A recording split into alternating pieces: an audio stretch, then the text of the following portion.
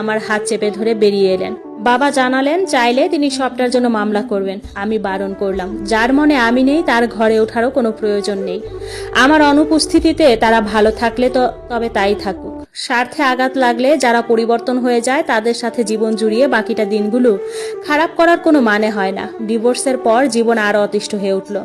প্রতিদিনই কেউ না কেউ কথা শোনাতো, কেউ বা সমবেদনার ভঙ্গিতে খোঁচা দিত। আমি সব বুঝেও চুপ থাকতাম।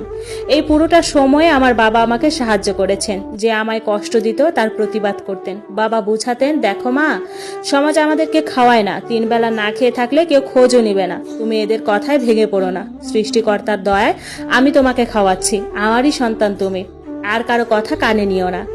বাবা এগুলো বললেও আমি তো জানি সমাজ কি। যত সহজে বলা যায় তত সহজে মেনে নেওয়া যায় না। লোকেরা আমার বাবাকে পর্যন্ত খোঁচাতো।